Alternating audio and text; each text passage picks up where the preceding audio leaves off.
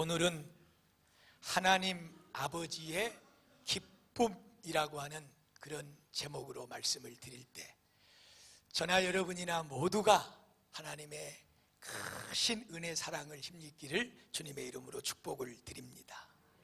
잘 알고 있는 말씀, 히브리서 11장 6절 말씀에 보면 하나님께서 기뻐하시는 것이 있는데 그것은 다른 것이 아니라 하나님을 향한 우리의 믿음이라고 그렇게 말씀하고 있습니다. 그 믿음을 두 가지로 정리해 주고 있는데, 첫째는 하나님은 살아계십니다. 이것을 믿는 것입니다. 네가 나를 그렇게 믿냐? 그러고 하나님은 기뻐하시는 거예요. 그리고 그 하나님은 살아계실 뿐만 아니라 능력이 있으셔서 우리가 이렇게 하나님 앞에 나와서 예배드리고 의지하고 기도하고 찬양할 때 가장 좋은 것으로 우리의 모든 것을 채우시고 응답하시고 축복하시는 하나님인 줄로 믿습니다. 그래? 네가 나를 그렇게 믿느냐? 그러고 하나님은 우리가 하나님을 향한 그 믿음을 보시고 기뻐하신다, 그 말이에요. 그런 의미에서 아브라함은 하나님을 믿음으로 의롭다함을 받았다고 그랬습니다. 그 말씀은 아브라함이 하나님을 절대적으로 믿는 그 믿음을 보시고, 아브라함아, 정말 너무너무 좋다. 내가 너를 택하여 이제 세웠나니 너는 믿음의 조상의 근원이 될 것이다. 그리고 온 인류의 복의 근원이 될 것이니라. 아브라함이 하나님을 그렇게 믿음으로, 창조주 하나님으로 믿음으로, 모든 것에 복을 주실 수 있는 능력의 하나님으로 믿고 그를 의지하고 따르고 순종함으로 하나님은 그 믿음을 보시고 받으시고 아브라함을 의롭게 여기셨다. 바꿔 말하면 기뻐하셨다, 그 말이에요. 신약 성경으로 오면 군인들, 수하의 군종들 100명을 거느리고 있는 백부장이라고 하는 사람이 나옵니다. 그런데 이 백부장이 자기 집에서 부리고 있는 하인이 죽을 병에 걸린 거예요. 그것을 고치기 위해서 이런 약 저런 약을 다 써보고 해봤지만 고칠 수가 없었습니다. 예수님께서 먼 곳 동네를 지나간다고 하는 소식을 듣고 종을 시켜서, 아니면 군사를 시켜서 그 예수님을 초청하고 그리고 문제를 얘기할 수도 있었겠지만, 이 백부장은 자기가 직접 그 예수님에게 찾아갔습니다. 예수님, 내 집안에 내 사랑하는 내 수하의 종이 죽어갑니다. 예수님께서 고쳐주시옵소서. 간절한 마음으로 애원했을 때 예수님께서 갑시다. 그랬더니 이 백부장이 하는 말이, 예수님, 먼 곳까지 오셔서 수고하지 않으셔도 됩니다. 이곳에서 저 내 집에 아파 죽음을 기다리고 있는 내 종을 향하여 주님이 말씀하시면 그 집안의 하인이 병이 고쳐지게 될 줄로 믿습니다. 여기서 말씀으로만 하시옵소서. 할렐루야. 우리 주님이 그 말을 듣고 얼마나 기뻐하셨는지, 내가 오늘까지 온 이스라엘을 다 돌아다니면서 많은 사람들을 만나봤지만 오늘 여기 이 로마에서 지배하는 이스라엘 나라 속국의 권위를 가지고, 군대의 권세를 가지고 이곳에 와서 장교의 일을 하고 있는 이 백부장이라고 하는 이 사람만큼 겸손한 사람을 만나보지 못했고, 이 사람만큼 진정한 사랑을 가지고 있는 사람을 만나보지 못했고, 이 사람만큼 큰 믿음을 가지고 있는 사람을 만나보지 못했다. 우리 주님이 기뻐하셨습니다. 사랑하는 베델교회 성도들이여, 우리 모두가 다 주님을 기쁘시게 하는 믿음을 가집시다. 우리 아버지 하나님은 가장 기뻐하시는 것이 있는데 그것은 다른 것이 아니라 믿음이라고 하는 것입니다. 오늘 여러분 예배당에 오셔서 이른 아침 시간부터 어떤 분은 8시가 되기 전에도 나오셔가지고 여기 담임 목사보다 더 일찍 나와가지고 교회의 문을 열고 사무실에서 이런저런 것을 준비하고 있는 모습을 볼 때, 이른 아침부터 차량을 몰고 나가서 흩어져 있는 사랑하는 성도들을 섬기고 봉사하는 사람부터 시작을 해서 저 식당에서 찬물에 물을 담그면서 이것저것을 다듬고 채소를 만지면서 봉사하는 충성자들, 거론하지는 않지만은 많은 사람들이 오늘 또 주님의 전에 나와서 내 몸을 드리고 마음을 드립니다. 사랑하는 여러분, 믿음으로 하십시오. 믿음으로 할 때 하나님께서는 그 일을 기뻐하실 줄로 믿습니다. 오늘 제가 여러분이 드린 애물을 위하여 기도했습니다. 여러분, 저도 믿음으로 기도했고 드리는 여러분의 손길이 믿음의 손길이 되기를 축복합니다. 하나님 아버지께서 주셨을 뿐만 아니라 하나님 아버지께서 또한 받으시고 더 좋은 것으로 복 내려 주실 줄로 믿습니다. 믿음을 기뻐하시는 하나님, 무엇을 하시든지 간에 오늘 예배 가운데 나오셔 앉아 계시면서도 하나님 살아계심을 믿습니다. 하나님 내 마음을 받으심을 믿습니다. 하나님 아버지 내 기도를 들으시고 내 찬양을 받으시고 오늘 나를 만나주시고 필요한 은혜를 부어주실 줄로 믿습니다. 이 절절한 믿음을 가지고, 간절한 믿음을 가지고 하나님 앞에 영광 올려드리는 그 믿음의 예배자 하나님께서 기뻐하실 줄로 믿습니다. 내가 온 세상 천하에 지금 예배드리고 있는 내 성전 초소의 예배자들을 바라볼 때에 저 전라남도 영암군 3호 중앙로 122번지 베델교회 예배당에서 예배드리는 우리 베델교회 성도들만큼 나를 향한 진정한 믿음을 가지고 예배드리는 예배자들을 보지를 못했다. 할렐루야. 오늘 성도 여러분, 이 믿음이 하나님께서 기뻐 받으시는 것인 줄로 믿습니다. 하나님께 기쁨이 되는 예배자들이 되시기를 주님의 이름으로 축복을 드립니다. 오늘 저는 누가복음 15장 말씀을 읽었습니다.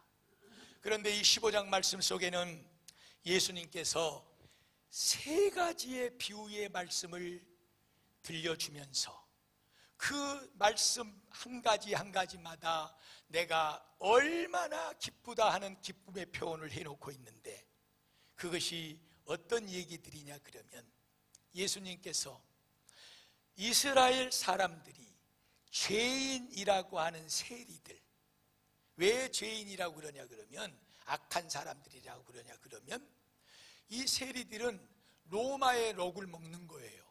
그래서 이스라엘 땅의 사람들의 세금을 악착같이 걷어들여서 많은 것을 로마로 올려 보내주면 자기 자리가 더 견고해지고 더 인정을 받게 되는 그런 시대에 살고 있기에 토색을 하고 빼앗다시피 해서 걷어들여서 더 어떤 사람은 일부는 올리기도 하고 일부는 자기의 것으로 착복을 하기도 하고, 그렇기 때문에 이 세리들, 세금을 받는 이 사람들을 이스라엘 백성들, 유대인들이 그렇게 좋게 보지를 않았어요.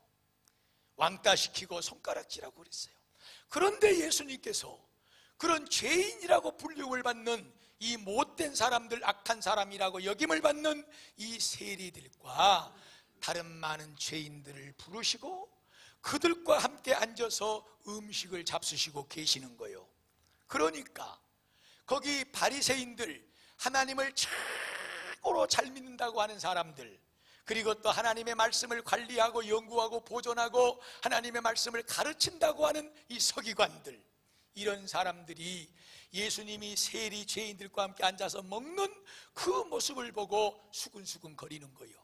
야, 저 봐라, 자칭 하나님의 아들이라고 하는 그 사람이 지금 저 죄인들과 같이 앉아가지고 음식을 먹고 있다 하고 수근수근 하는 것을 들으시고 세 가지의 비유의 말씀으로 그들에게 얘기를 하는 것입니다. 첫째는 양이 100마리가 있었는데 그 중에 한 마리를 잃어버렸어, 목자가. 그 99마리의 양을 우리에 놓아두고 잃어버린 한 마리의 양을 찾아서 험산 출령을 넘고 거친 길을 걸어서 강을 건너서 잃어버린 내 양 어디가 있냐, 목자는 그 양의 이름을 부르면서 찾도록 찾았다 그 말이에요. 그런데 저쪽 산기슭에서 울고 있는 한 마리의 양을 발견하고 내 양이 저기 있네 달려가서 그놈의 모가지를 끌어안고 도대체 너는 언제 떨어졌냐, 왜 따라오지 못했냐 하면서 그 양을 포도만고 입 맞추고 얼마나 기뻐하고. 여러분 그림에서 많이 보셨잖아.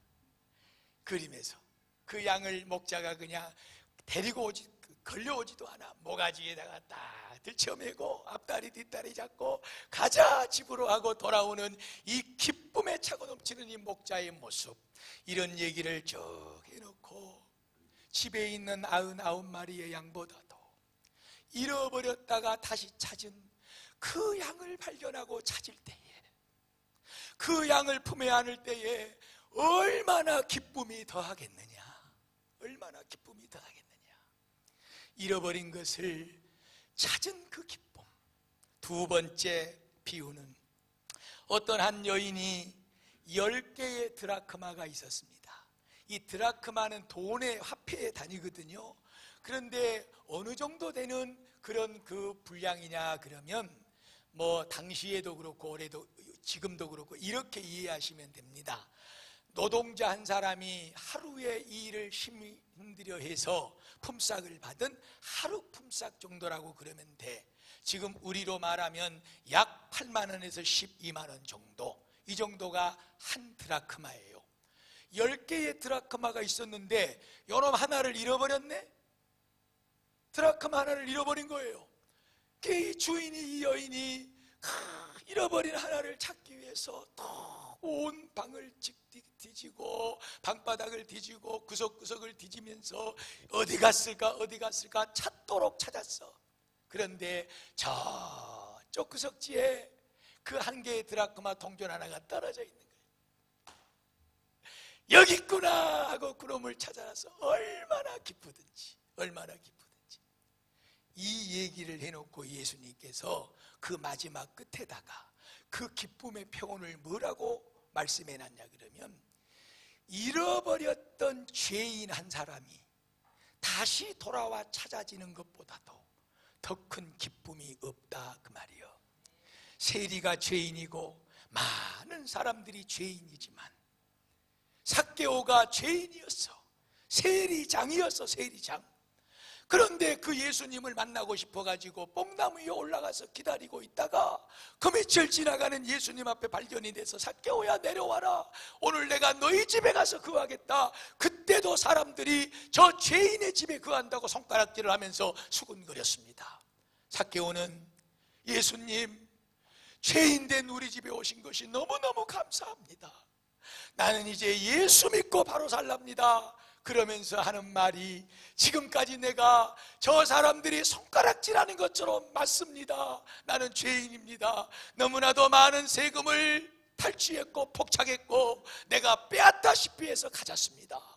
그런 것들 다 돌려주고, 그리고 하나님 내 재산의 절반을 뚝 잘라서 가난한 사람들에게 나눠주도록 하겠습니다. 할렐루야.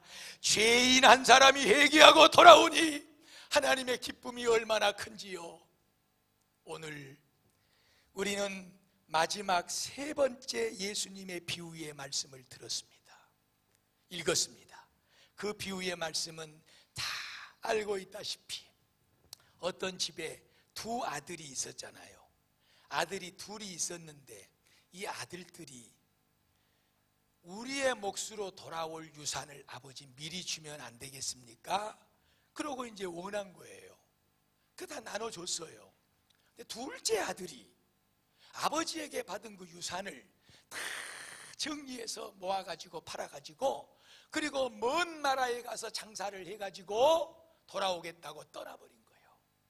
그런데 오늘 읽어본 성경 말씀에 보니까 이 둘째 자식이 아버지의 유산을 다 챙겨서 가가지고 했던 것이 뭐냐 그러면 허랑방탕했다 그 말이에요.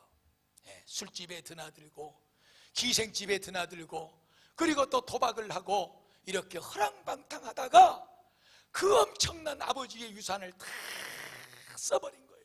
다 뺏겨버리고 잃어버린 거예요. 오고 갈 데가 없습니다.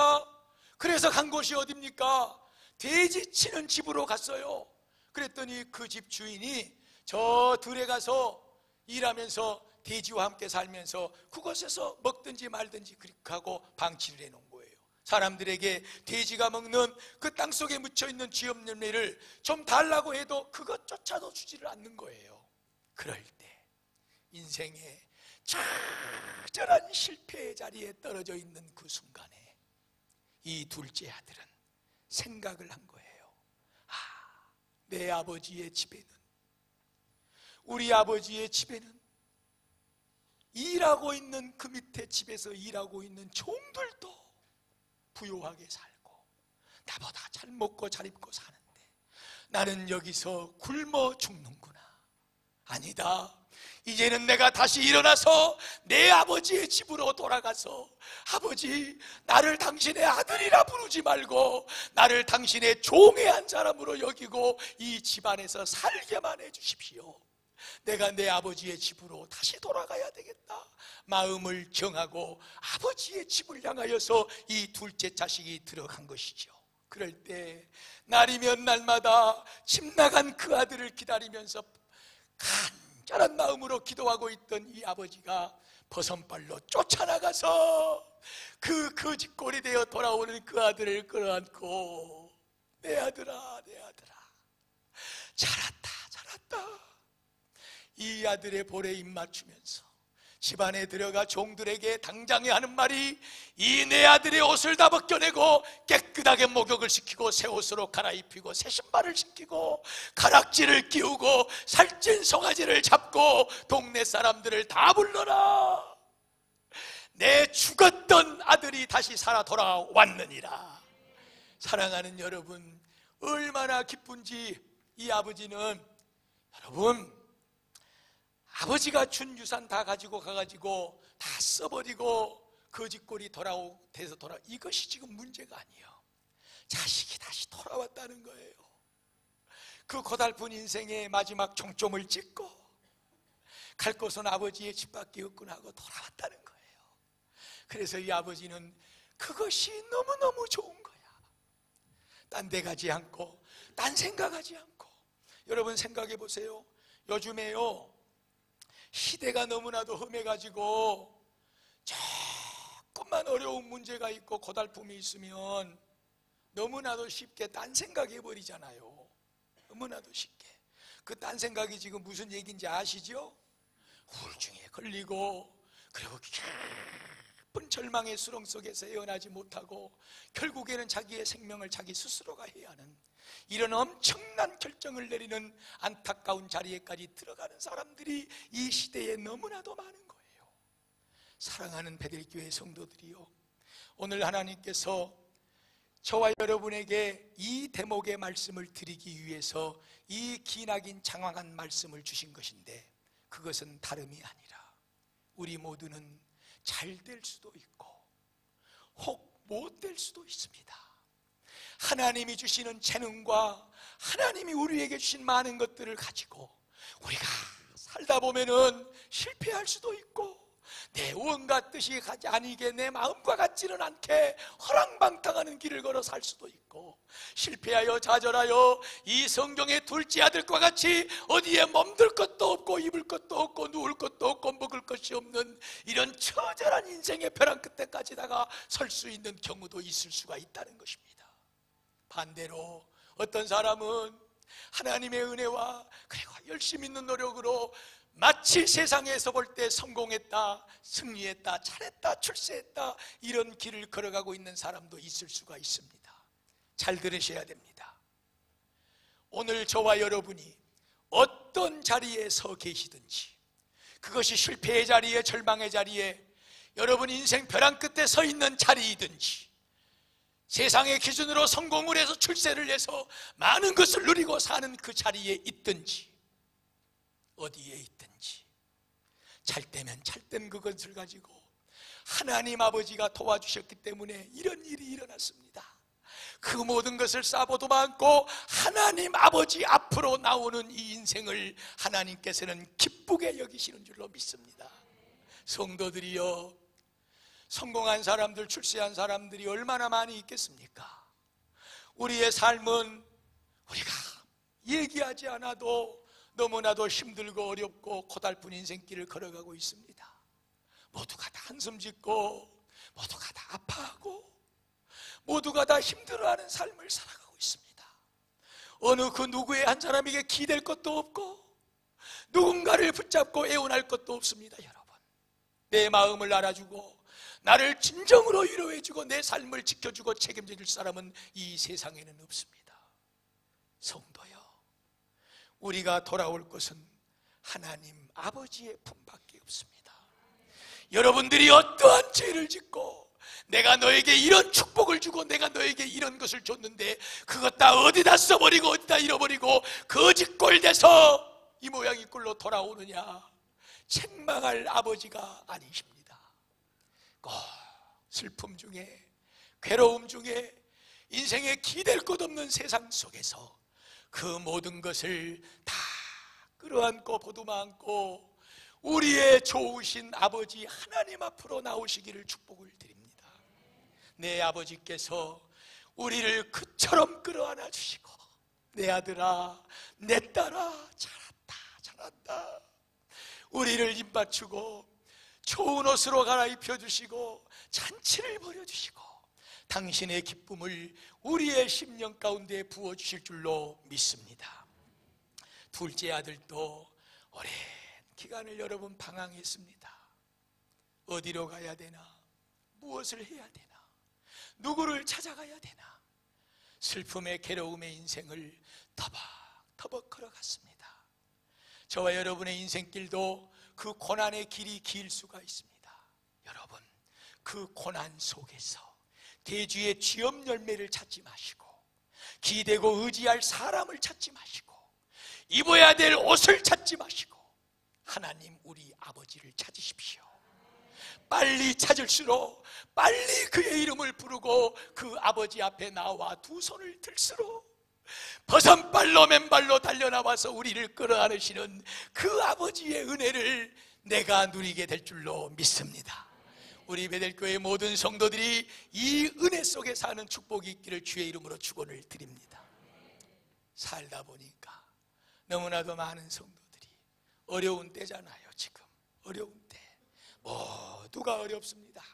그러나 우리 성도는 그 어려움 속에서 주업 예배를 찾는다거나 의지할 인생을 찾는다거나 우리가 입고 다닐 옷을 찾는 것이 아니라 쓰레기통을 듣는 것이 아니고 전능하신 아버지 하나님 살아계셔서 우리의 인생을 책임져 주실 그 하나님 앞에 두 손을 들고 믿음으로 나오는 그 인생으로 사는 것이 성도의 복인 줄로 믿습니다. 마지막으로 한 말씀을 드리고 말씀을 마치려고 그러는 것은 오늘 성경에 보면은 우리가 읽지는 않았지만 다 알고 계시듯이 이 동생의 형님이 있거든요. 둘에 가다가 다소 일을 하고 돌아오는데 뭐 집안이 그냥 사람들이 모이기 시작하고 시끌벅적하고 소란한 거예요. 그래서 저쪽에 있는 종을 불러서 물어봤더니 지금 주인님의 둘째 아들 당신의 동생이 지금 돌아왔습니다. 어떻게 돌아왔어? 어디 가서 뭘 했는지 거짓골이 돼갖고 왔습니다. 근데 왜 이렇게 사람들이 많이 모여서 목이 소잡고 난리가 아니요? 아버지가 당신의 아버지가 죽었던 내 아들이 살아 돌아왔다고 살찐 송아지 잡고 지금 이 동네 잔치를 벌이고 있습니다. 이 소리를 딱 들을 때 아이고 내 동생 왔구나 하고 쫓아 들어가야 되는 것이 정상 아니겠소? 이것이 문제라. 그러기는커녕 그냥 마음이 확 비틀어져 가지고 아버지,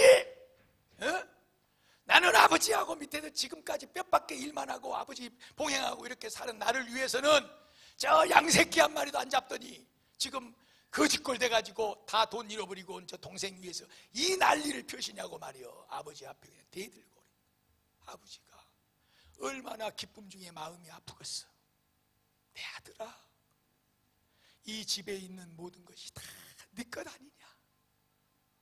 그러나 네 동생은 죽었다가 다시 살아오지 않았냐. 그런 네 동생을 사랑으로 받아주자. 이것이 아버지의 한마디였습니다.